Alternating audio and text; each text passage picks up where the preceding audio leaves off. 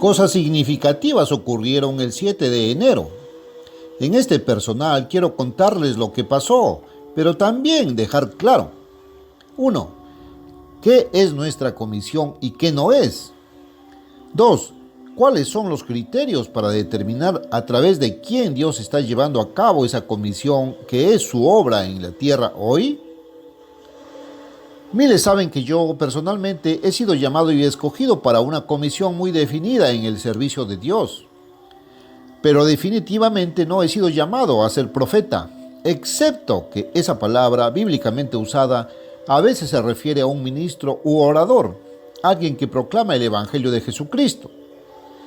Enfáticamente, no soy un profeta, en el sentido de alguien a quien Dios le habla especial y directamente, revelándole personalmente un evento futuro que sucederá o una nueva verdad o una instrucción nueva y especial directamente de Dios, separada y aparte de lo que está contenido en la Biblia. Y nunca he pretendido serlo. No hay tal profeta humano viviendo hoy. La Biblia es la palabra escrita de Dios y para nuestro tiempo. Está completa. Nunca he creído o afirmado que Dios me revela nuevas verdades que no están contenidas en la Biblia, además de la Biblia o aparte de ella. En un festival grupal especial realizado en Belknap Spring, en Oregon, en el otoño de 1951, me sorprendió y también a los presentes escuchar a Herman L. Hay, entonces recién graduado del Ambassador College, decir una convicción, como si tuviera autoridad. El señor Armstrong no es un profeta, sino un hombre llamado al mismo tipo de comisión que los evangelistas y apóstoles originales de la Iglesia de Dios del primer siglo, para proclamar el mensaje, el anuncio, las buenas nuevas del reino de Dios, el mensaje que Cristo trajo de Dios y enseñó a sus discípulos. Sacudí la cabeza con asombro de que hiciera esa declaración. Sabía bien que no era un profeta, simplemente sabía que había sido llamado a proclamar el evangelio del reino de Dios, para hacer un trabajo, pero no me hacía ilusiones acerca de ser un evangelista, un apóstol o algo más que mi propia parte en la proclamación y publicación de esta gran noticia, como testimonio a cuantos pudiera alcanzar. Entonces no tenía la visión de un ministerio mundial. Echemos un vistazo a la Iglesia de Dios del primer siglo como la encontramos revelada en el libro de los Hechos, comenzando desde el día de Pentecostés, 31 después de Cristo. La Biblia no estaba completamente escrita, solo el Antiguo Testamento en el año 31 después de Cristo. Dios entonces todavía estaba comunicando nueva verdad, instrucción y conocimiento directa y personalmente a los profetas. A medida que la iglesia progresó, la función de un profeta era comunicar a los apóstoles mensajes especiales que Dios les había revelado personalmente. Otros se inspiraron en la redacción de los libros del Nuevo Testamento. Así leemos en Hechos 11, 28 y 21 del 10 al 11 del profeta Agabo. Pero hoy tenemos la palabra de Dios completa para nuestro tiempo en la Biblia. No hay tales profetas, excepto los falsos. Ahora, unas palabras sobre lo que no es mi comisión. No es convertirse en un experto infalible ni predicar la cronología. Siento en la actualidad que toda la cuestión de la cronología es confusa y nadie puede estar absolutamente seguro de las fechas. Al presente, yo y la mayoría de nuestros historiadores en Ambassador College e investigadores en la Escuela de Teología sentimos que es completamente inseguro tratar de establecer fechas con respecto a futuros eventos profetizados, especialmente el regreso del Cristo viviente en poder supremo y gloria para gobernar a todas las naciones de la tierra. Pero solo somos humanos y es natural que tuviéramos curiosidad por saber en la medida de lo posible cuánto tiempo teníamos para hacer el trabajo. Más sobre eso más adelante. Ese, sin embargo, de hecho, no es nuestro propósito principal o comisión, que es proclamar el anuncio de Cristo, del avance de las buenas nuevas, de la venida del reino de Dios para gobernar a todas las naciones, y el mensaje comúnmente llamado salvación, el hecho de que podamos ser nacidos de nuevo a través de Jesucristo, nacidos en ese reino. Nuestra comisión es hacer ese trabajo. Lo hemos estado consiguiendo. La pregunta que Cristo, la cabeza de la obra de Dios, no ha revelado en la Biblia es cuán exhaustivamente pretende que se haga. La profecía de la proclamación de este mensaje en nuestro tiempo está en Mateo 24:14. Jesús dijo: y este evangelio del reino será predicado y publicado, Marcos 13:10, en todo el mundo para testimonio a todas las naciones, y entonces vendrá el fin de esta era. Permítanme decir ahora que a principios de julio del año pasado, 1971, no podría haber dicho que todavía se había hecho. Pero en el sentido literal de las escrituras de esa comisión, al 7 de enero de 1972 ya se había cumplido. 6 meses antes aún no habíamos llegado el mensaje a Japón, ni a los países escandinavos. Ahora sí. Ahora puede haber muy pocos países pequeños virtualmente desconocidos en los que no hayamos penetrado. Pero estaba mencionando 3 o 4 naciones tan pequeñas como ejemplo ante algunos de nuestros ejecutivos el otro día, cuando el señor Ronald Dart, vicepresidente a cargo del trabajo exterior, sonrió al mencionar a uno de ellos y dijo: estamos transmitiendo regularmente en la estación de radio líder en ese país. Pero la pregunta sin respuesta es: ¿cuán intensivamente Dios tiene la intención de alcanzar todos estos países? Esa es la pregunta que Él no ha respondido en la Biblia, a menos que sea por una implicación de la cual hablaré más adelante. Pero, por lo que sucedió ese mismo día, el 7 de enero, y dado que parece que ahora nos ha dado la respuesta, Él tiene la intención de alcanzar a las naciones más intensivamente que como de ahora. Más de eso, más tarde. Vuelve, una vez más, al comienzo y fundación de la iglesia. Primero, Jesús llamó a sus discípulos, a quienes enseñó y capacitó para comenzar a realizar este trabajo. ¿A quién llamó? ¿Los más educados, los líderes del mundo? No, Pedro y Andrés, hermanos pescadores de oficio. Luego llamó a Santiago y a Juan, hermanos también pescadores. Escogió a Mateo, un publicano, recaudador de impuestos. Y los recaudadores de impuestos no eran tenidos en alta estima en Judea.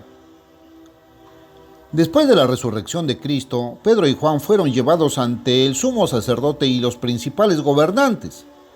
Fueron acusados de beneficiar y curar a un hombre lisiado de nacimiento. Está registrado, Moffat. Se asombraron al notar lo franco que eran Pedro y Juan y al descubrir que eran personas incultas y meros forasteros. Hechos 4:13. Estos apóstoles eran de Galilea, forasteros en Jerusalén. La versión actualizada lo traduce: y percibieron que eran hombres indoctos e ignorantes. Pero eso es engañoso, como implica el griego. No ignorante y analfabeto en el sentido ordinario, sino, como lo traduce Moffat, inculto en el aprendizaje técnico de los escribas y gobernantes judíos y en sus gestos adquiridos. De nuevo, hablando de los verdaderos cristianos, leemos en 1 Corintios 1:26, porque veis, hermanos, vuestra vocación, que no sois muchos sabios según la carne, intelectualmente, no muchos poderosos, no muchos nobles. Las iglesias sofisticadas del mundo buscan líderes intelectuales, socialmente cultos, líderes en la comunidad, pero cuando Dios elige a sus instrumentos humanos, se preocupa más por los sinceros y honestos de corazón. Él llama instrumentos humanos imperfectos. Todos los hombres lo son, de todos modos, pero sinceros y dedicados. Todos cometen errores. Este hecho no necesita disculpas. Cuando me llamaron por primera vez, otoño de 1926, primavera de 1927, primero busqué pruebas de una forma y otra de si Dios existe. Anteriormente había tenido poco o ningún interés religioso. No asumí debido a mi ascendencia y parentesco protestantes. Quería saber, para estar seguro, quería pruebas de una forma u otra.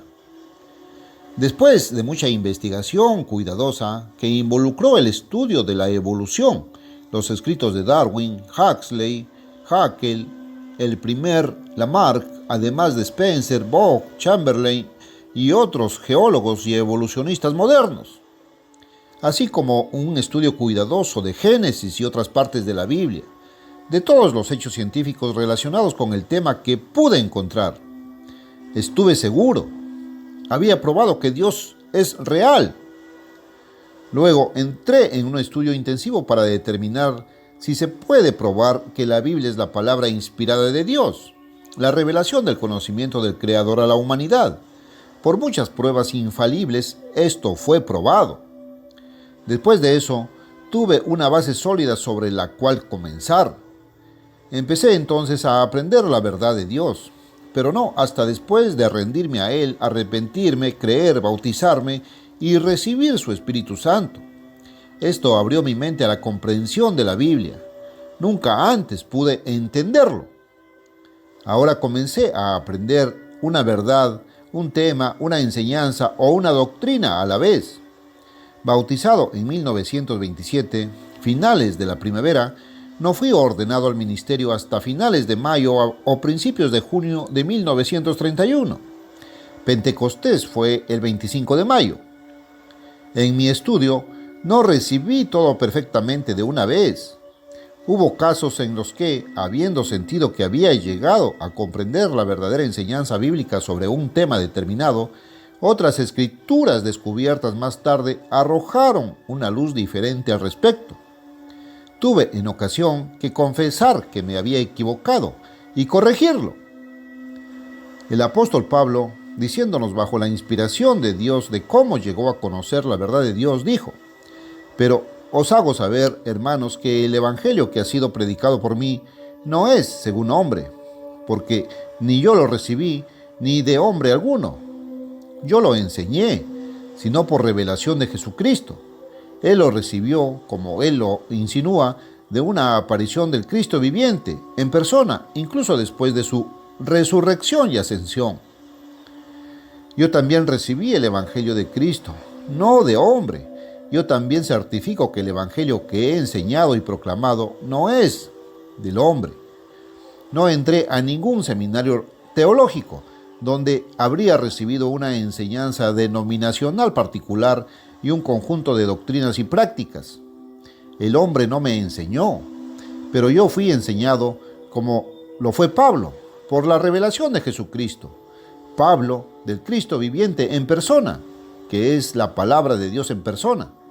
Pero yo, de la palabra escrita de Dios, que es la misma revelación, ahora establecida en la impresión. No lo entendí todo perfectamente al principio. Nadie puede. La mayoría de las verdades de Dios ciertamente fueron reveladas perfectamente y en verdad desde el principio. Pero como ejemplo, incluso Pedro dice: «También nuestro amado hermano Pablo, según la sabiduría que le ha sido dada, os ha escrito, como también en todas sus epístolas, hablando en ellas de estas cosas en las cuales algunas son difíciles para ser entendidas, las cuales los indoctos e inconstantes tuercen, como también las otras escrituras, para su propia perdición». Segunda de Pedro 3, 15, 16. Y a veces, a la luz de otras escrituras, tuve que confesar el error y corregirlo.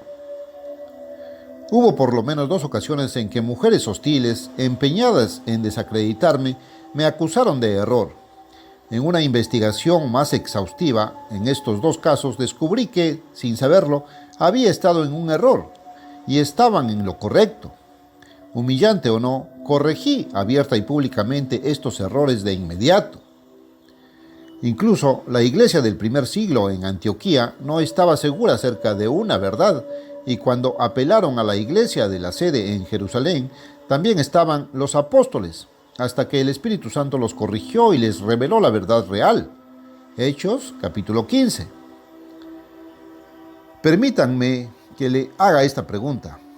¿Conoce alguna denominación cristiana profesante grande, establecida y bien reconocida que haya confesado públicamente que se había equivocado en lo que había estado enseñando y que luego corrigió el error y se volvió a la verdad?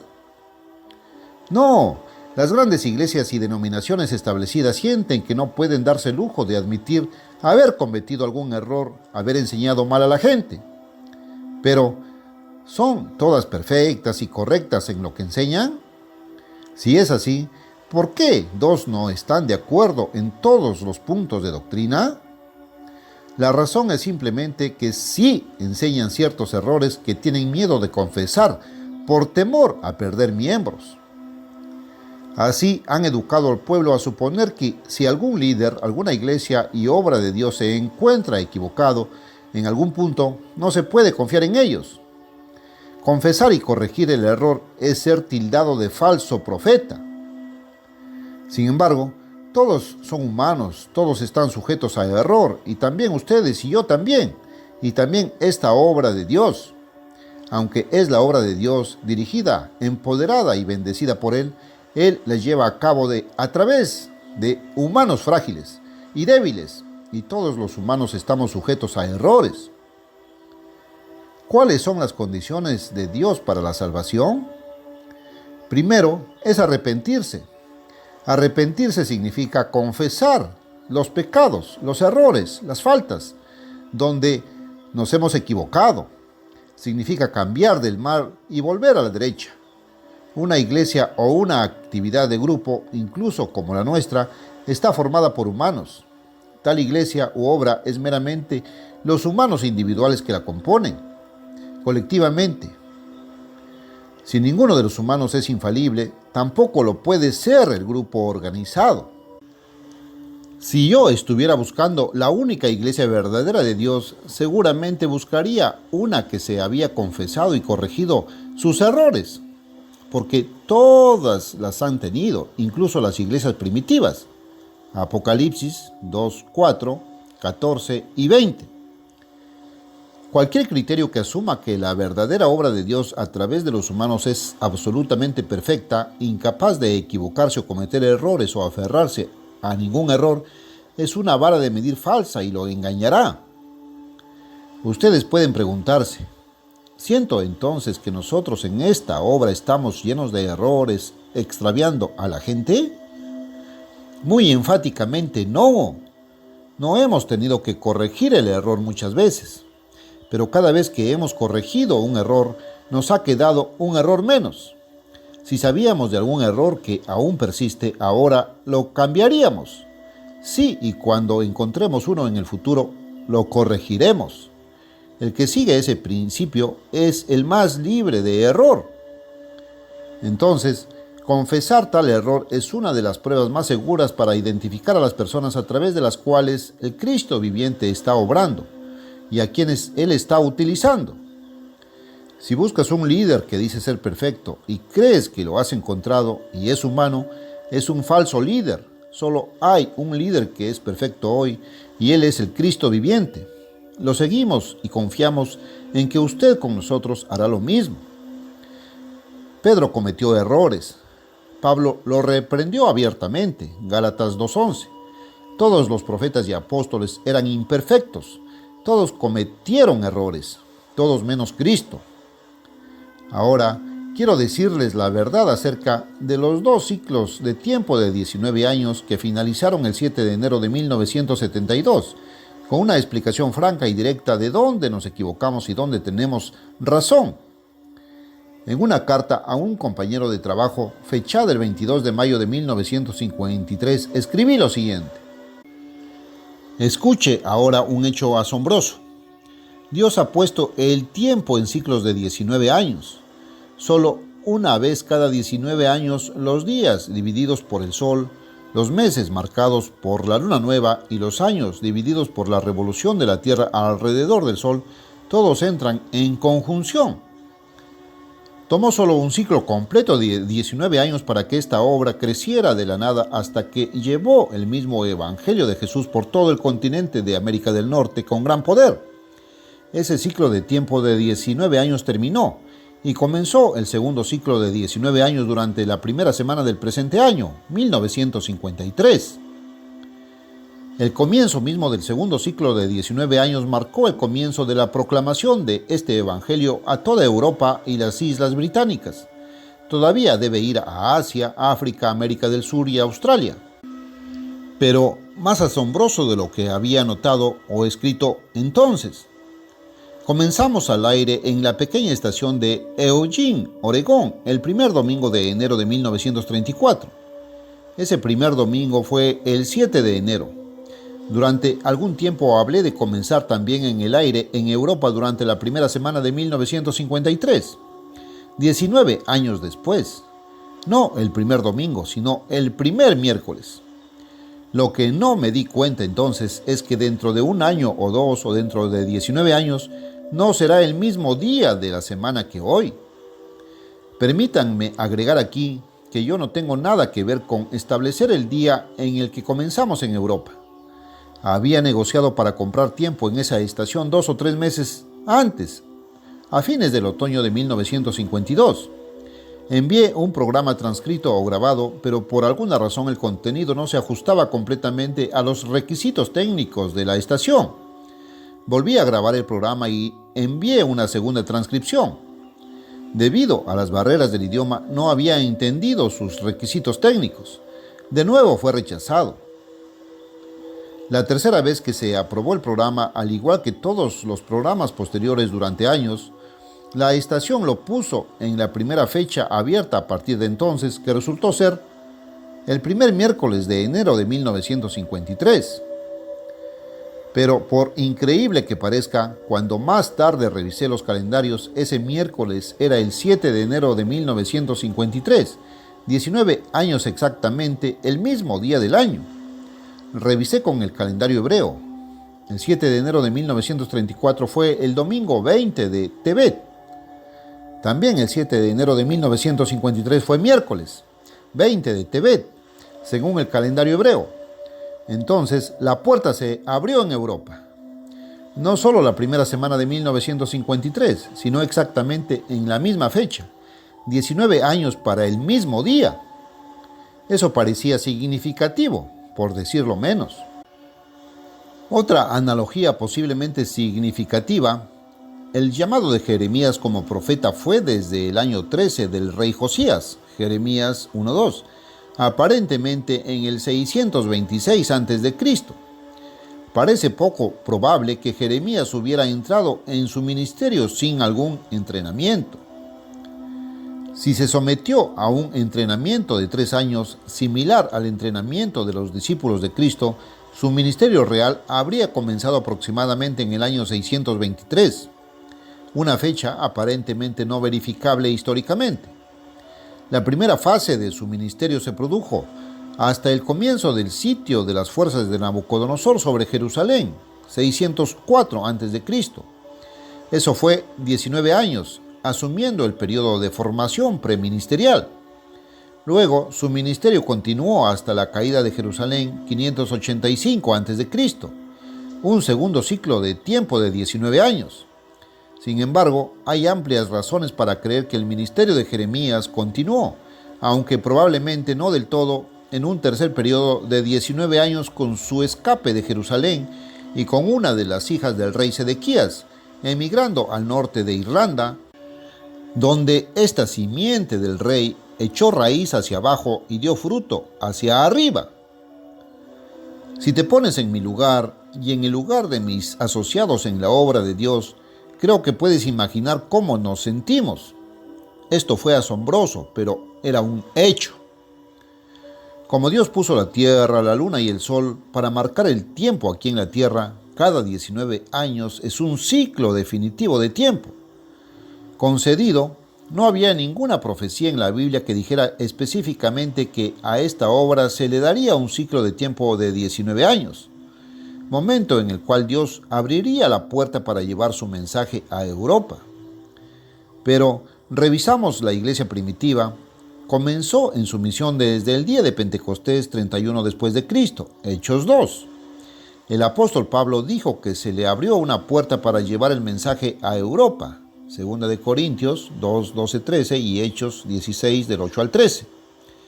Esto fue en el año 50 después de Cristo, después de 19 años. Y hay razón para creer que el sábado mencionado en Hechos 16, 13 era el sábado anual, llamado el día de Pentecostés, o 19 años desde el momento en que la iglesia predicó el Evangelio por primera vez. Para nosotros, estos hechos y hechos probables fueron verdaderamente asombrosos. Existe el ciclo de tiempo definido, establecido por Dios en la tierra, la luna y el sol de 19 años. Eso es un hecho. Fue al día exacto, precisamente 19 años desde el inicio de esta obra hasta que se abrió la puerta para proclamar el mensaje a Europa. Eso no es suposición, conjetura o probablemente. Eso es un hecho. Ocurrió. Parecía probable que a Jeremías se le hubiera dado 19 años para la primera parte de su ministerio. Fue definitivo que le dieron otros 19 años para la segunda fase de su ministerio. Está establecido por profecía que una tercera etapa de su ministerio llevó a un tercer ciclo de tiempo de 19 años, aunque probablemente duró solo unos pocos o varios años indefinidos durante los terceros 19 años. A la iglesia primitiva se le dieron 19 años para la primera fase de su ministerio, cuando se abrió la puerta para llevar el Evangelio a Europa. Lo mismo, al día preciso, fue cierto en nuestro caso, y eso es un hecho. Sí, esto parecía significativo. Parecía que tendríamos otros 19 años para recibir el mensaje en todo el mundo para testimonio a todas las naciones.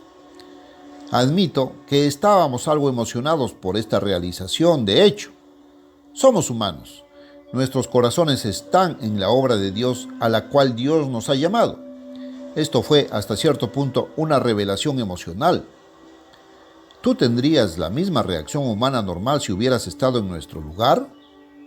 Creo que todos, menos los críticos severos, prejuiciosos y hostiles a quienes les gustaría ver destruida la obra de Dios, habrían reaccionado como lo hicimos nosotros. Dije al principio, enfáticamente, no soy un profeta.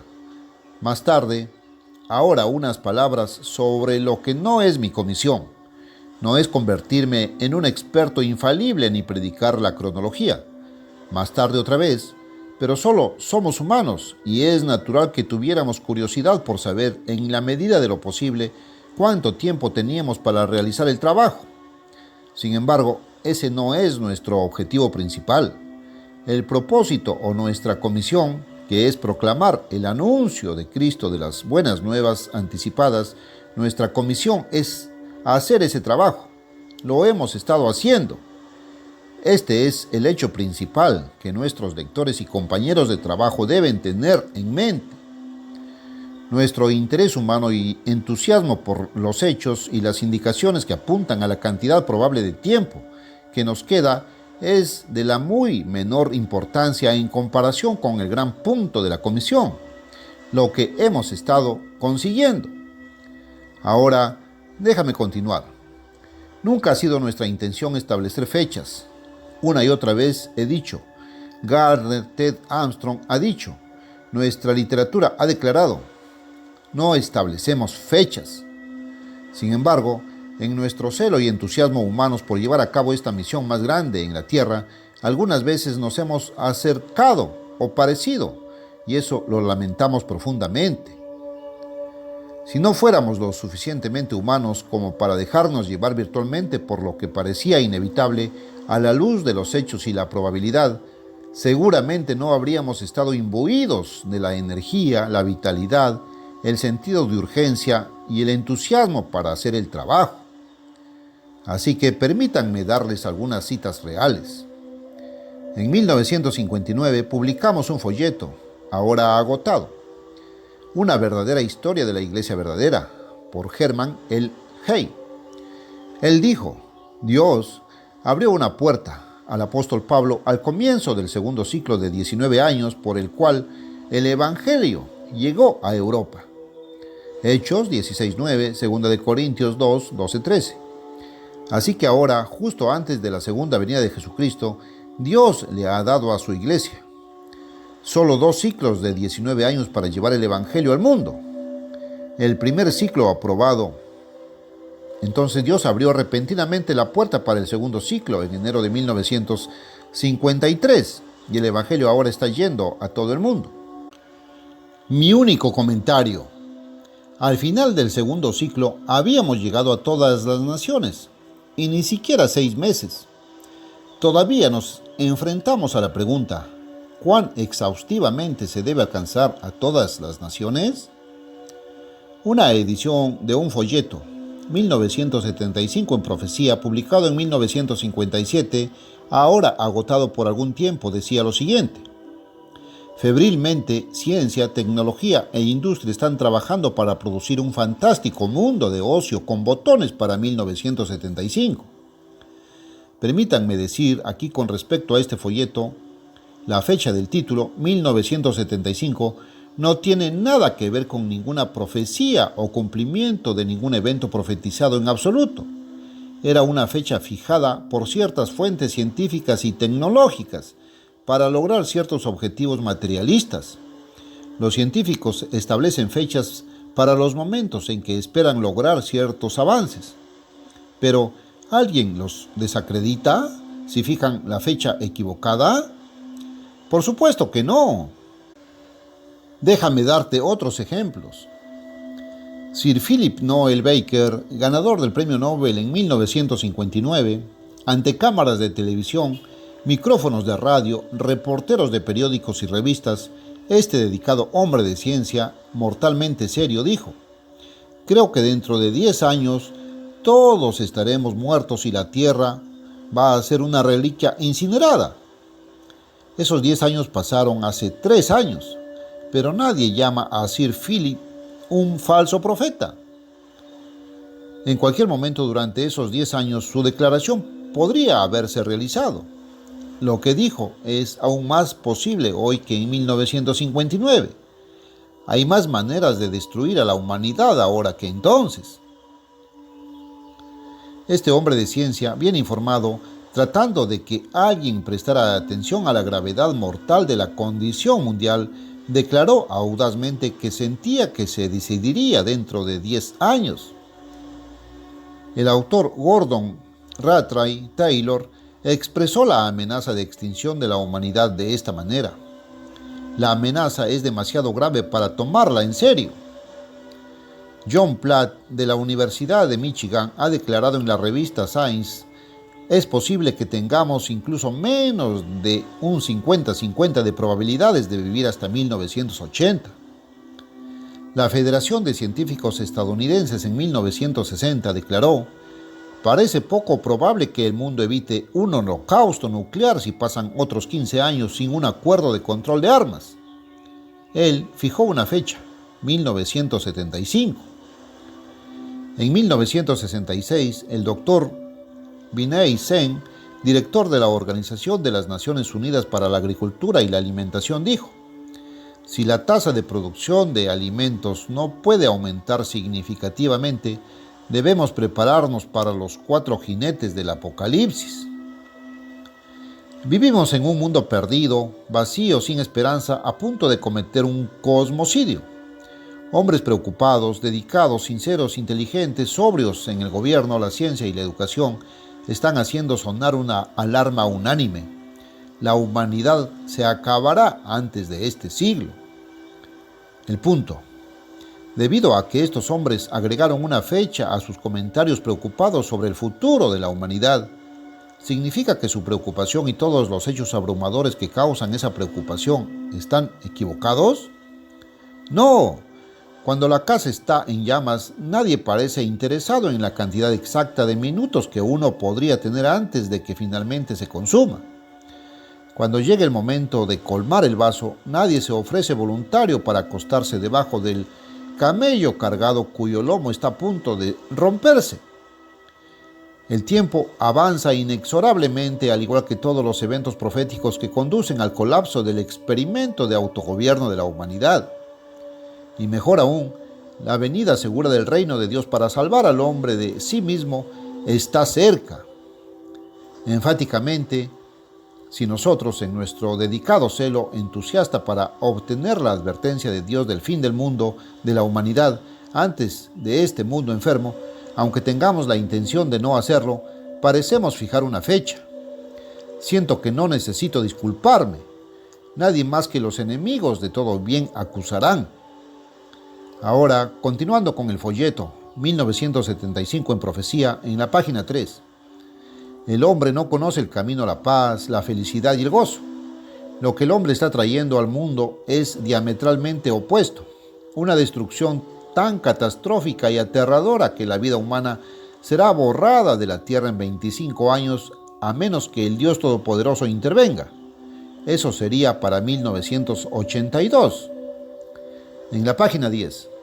Mientras que la ciencia y la industria modernas se esfuerzan por preparar para nosotros un mundo de ocio y lujo de botones pulsadores para 1975, el subdirector meteorológico de los Estados Unidos, I.R. Tannehill, nos advierte extraoficialmente que realmente temamos la gran sequía de 1975. Pero las indicaciones de la profecía son que esta sequía será aún más devastadora de la que él prevé, y que golpeará antes de 1975, probablemente entre 1965 y 1972. En la página 20. Sí, millones de cristianos profesantes tibios e inactivos sufrirán el martirio, y eso antes de que el anticipado año de descanso de 1975 amanezca sobre nosotros. Yo no fijé esa fecha de 1975. Lo hicieron los portavoces de la ciencia y la industria. Todavía digo que ocurrirá antes de que su mundo de sueños se materialice. En La Pura Verdad, octubre de 1965, apareció lo siguiente, página 16. Pero sabemos que pronto llegará el momento, probablemente al final del segundo ciclo del tiempo de 19 años de esta obra, cuando nuestras voces serán silenciadas. Nuestras imprentas se detuvieron. La declaración principal sigue siendo tan cierta hoy como entonces. Solo el probablemente de 1972 ha demostrado ser prematuro. En una reimpresión de una edición de La Pura Verdad durante 1963, un artículo, Hay una vía de escape, de Hermann L. Hay, dice esto. El nuevo eslogan de los partidos neonazis es que Occidente es hasta 1972. Es hora de que reconozcamos que a la civilización le quedan menos de 15 años. El eslogan nazi, que data de 1972, estaba apagado, pero al Dr. Hay le quedan 6 años más antes de que lo haga el suyo. En mi personal, La Pura Verdad de febrero de 1967 dije, ojalá todos ustedes pudieran darse cuenta de que este maravilloso mundo venidero que anunció el Evangelio de Jesús es real y la mayoría de ustedes estarán en él. Espero como uno de sus inmortales cambiados. No solo es real, sino que llegará pronto. Posiblemente, no establezco fechas, en menos de 10 años. Sí, muy posiblemente que pronto. Todavía digo que fue y todavía es posible, pero específicamente dije, yo no pongo fechas. En una carta de un compañero de trabajo a los que contribuyen económicamente, fechada el 29 de diciembre de 1969, dije, aunque yo enfatizo que no podemos fijar fechas, estoy preparado para decir ahora, por primera vez, que la segunda venida de Cristo podría ocurrir durante esta próxima década, a la que entraremos más tarde esta misma semana. Bajo ninguna circunstancia tome esto como una fecha fijada, pero ahora estamos mucho más cerca del fin de este mundo y del comienzo del mundo feliz y pacífico de mañana que la gente se da cuenta. El tiempo es corto. Esa declaración personifica lo que hemos dicho todo el tiempo. Decenas y decenas de veces hemos dicho, no fijamos fechas. Sin embargo, en nuestro celo hemos usado posibilidades y probabilidades e incluso parecíamos establecer fechas que en realidad no teníamos la intención de establecer. Los científicos han hecho lo mismo. Otros escritores en otros campos también lo han hecho. Estoy seguro de que todos nuestros lectores sinceros entienden nuestra intención. Cientos de veces he dicho, Gardner Ted Armstrong ha dicho, nuestros otros oradores y escritores han dicho. No me crean porque yo lo digo, pero escuchen con la mente abierta, sin prejuicios, busquen en su propia Biblia y crean lo que Dios dice en su Biblia. Nunca he tratado de inducir a los líderes a seguirme, sino a seguir a Cristo y a seguirme solamente como yo lo sigo a Él. Ahora, un resumen final. Permítanme darles ahora cuál era nuestro pensamiento basado en la profecía que predice ciertos eventos por venir, pero no sus fechas, basado también en eventos y tendencias mundiales y al mismo tiempo siendo influenciados hasta cierto punto por el ciclo de 19 años que definitivamente había ocurrido en el mismo día. No me refiero simplemente a mi propio pensamiento personalmente. Incluyo el pensamiento combinado de nuestros mejores hombres aquí en Pasadena, en el trabajo. Primero, en 1945, antes del final de la Segunda Guerra Mundial, estaba diciendo en el aire que los nazis estaban organizados para pasar a la clandestinidad en caso de derrota y para regresar. Al final de la guerra, más tarde en 1945, parecía que la historia podría repetirse, lo que ocurre a menudo. A Alemania le tomó 21 años desde el armisticio que trajo el final de la primera ronda de la Guerra Mundial. Un armisticio es un receso, para estar lista para comenzar la segunda ronda, la Segunda Guerra Mundial. El armisticio había llegado a la mayoría de edad, 21 años. Entonces, miramos a 1966 como una posible fecha para la próxima ronda, la Tercera Guerra Mundial nuclear. No recuerdo haber dicho esto públicamente, ya sea en el aire o en forma impresa. Era simplemente nuestro pensamiento privado de una posibilidad, pero de ninguna manera ni siquiera como una probabilidad. En 1952, cuando mi hijo mayor, Richard David y Hermann Hay, pasaron un verano en Gran Bretaña, Francia y Alemania, sus entusiastas informes sobre el progreso alemán en un regreso de la posguerra incluso fortalecieron nuestra visión privada de las posibilidades. Pero después del asombroso hecho de descubrir que nuestra primera transmisión a Europa y Gran Bretaña había sido 19 años, al mismo día según los calendarios hebreo y romano, obtuvimos una mayor comprensión del tiempo probable que requeriría llegar a todas las naciones. Y sabíamos que esto tenía que ser logrado antes de que estallara la Tercera Guerra Mundial. Parecía entonces que requeriría otros 19 años por lo menos. Entonces, sí comenzamos a mencionar la posibilidad de que la obra de Dios se extienda otros 19 años o al menos hasta el 7 de enero de 1972. De hecho, quedamos abrumadoramente impresionados, tal vez más de lo que deberíamos haber estado, por el hecho de lo que sucedió después de 19 años. Algunas veces fuimos más allá de lo que deberíamos, aunque básicamente continuamos una y otra vez diciendo no fijamos fechas. Pero algunas declaraciones dieron la impresión de que sí fijamos la fecha, 7 de enero de 1972. Es difícil controlar el celo sincero, dedicado y entusiasta, y éramos humanos. Sin embargo, después de junio de 1967 y la Guerra de los 6 días entre Israel y las naciones árabes, justo cuando los eventos mundiales podrían haberse precipitado repentinamente por ese ímpetu a un clímax en unos pocos años, los eventos mundiales en cambio comenzaron a disminuir, pero no pudimos discernir eso por un año o más. De Gaulle, en Francia, comenzó a frenar los movimientos del mercado común hacia la unión política en Europa para evitar que Alemania dominara. Quería dominar. En el Vaticano, en Jerusalén, en Alemania y Europa, en la economía de los Estados Unidos, afectando esta obra, el ritmo se ha disminuido. Pero estábamos tan impresionados con lo que ya había sucedido en el ciclo de tiempo de 19 años que no logramos divorciar los eventos mundiales contemporáneos reales, ya que se estaban desacelerando de nuestra analogía del ciclo de tiempo.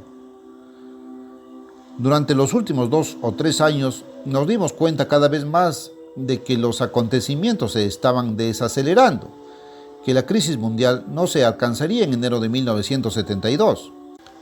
Todo esto ha sucedido desde la edición de 1967 de la Comunidad Estadounidense y Británica en Profecía. Este libro contenía afirmaciones que parecían justificadas en 1967, antes de que se notara esta desaceleración, tales como: los eventos de los próximos 5 años pueden, desde el principio, y un giro asombroso en los acontecimientos mundiales estallará en los próximos 4 a 7 años, y de nuevo, los próximos 5 a 7 años en la página 11.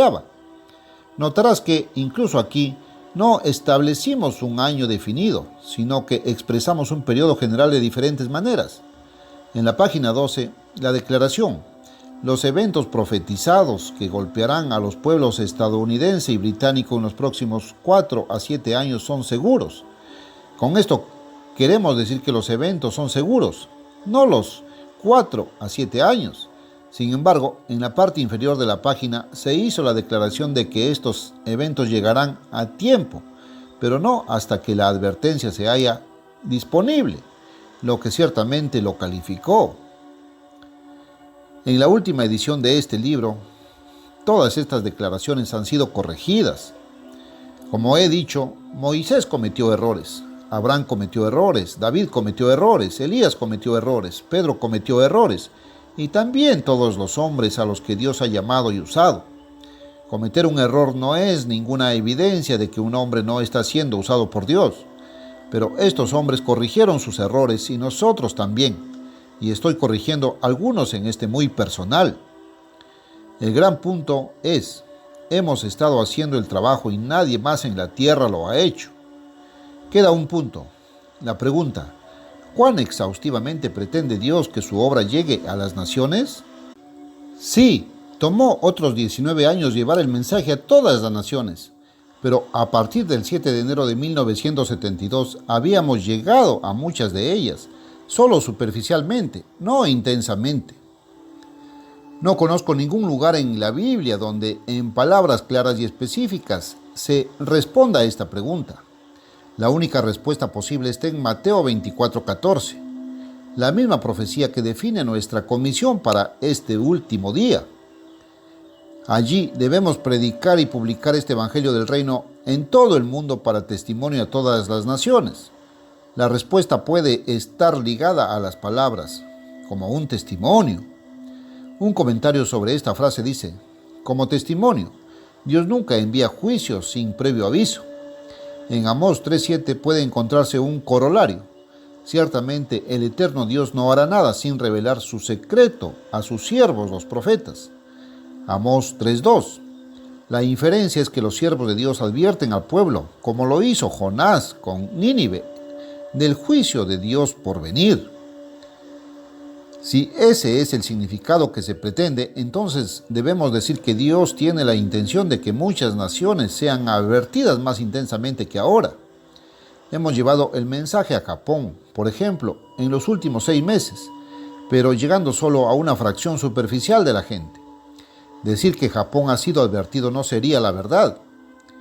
En vista de lo que sucedió el 7 de enero, parece que Dios no ha revelado un lenguaje incierto. Por las mismas cosas que sucedió ese día, que ahora debemos alcanzar a todas las naciones más intensamente. 1. En ese mismo día, la puerta más poderosa hasta ahora se abrió para nosotros, se abrió de par en par. Lo esperábamos, pero en realidad no lo esperábamos. No teníamos idea de cuándo vendría la respuesta. Ese día se abrió ante nosotros la compra de espacios publicitarios en toda la edición de Estados Unidos de Reader's Digest. Circulación total 17.750.000 copias, con un número de lectores de 50 a 70 millones de personas, con mucho la mayor de todas las revistas. Eso es de 1/4 a más de 1/3 de todas las personas en los Estados Unidos. El primer anuncio de 2 páginas aparecerá en la mitad de esa circulación en el número de abril y en la otra mitad de la circulación en el número de mayo. Durante años hemos comprado espacios publicitarios en ediciones en el extranjero. Ahora todo Estados Unidos está abierto para nosotros. 2. Ese día recibimos de nuestros Banqueros, el financiamiento firmado, sellado y entregado por el 80% del magnífico nuevo auditorio, ahora realmente en construcción en el campus de Pasadena, ya que además de ser el auditorio del colegio, para nosotros también servirá para honrar a Dios en la actual sede en Pasadena. Parece que Dios nos asegura unos cuantos años más por lo menos, ya que se necesitarán 2 años para terminarlo. El otro 20% del financiamiento ya estaba disponible, recibido y acumulado de coworkers. Así que la financiación está completada al 100%, solo que todavía debemos durante varios años reembolsar el 80%. Desde entonces, una de las estaciones de radio más poderosas, KOA Denver, ha abierto el horario para el mundo de mañana a las 7:30 todas las tardes, los 7 días de la semana, y para el programa de televisión Garner Ted Armstrong los domingos al mediodía. Desde entonces, la estación de televisión independiente número 1 en los Estados Unidos, mejor calificada fuera de las principales cadenas, WBOR Nueva York, ha abierto prime time, en realidad en el centro de horario de máxima audiencia para Nueva York, 10 p.m., los domingos por la noche a partir de febrero 13. Sí, las cosas sucedieron el 7 de enero y ahora se abren las puertas más poderosas.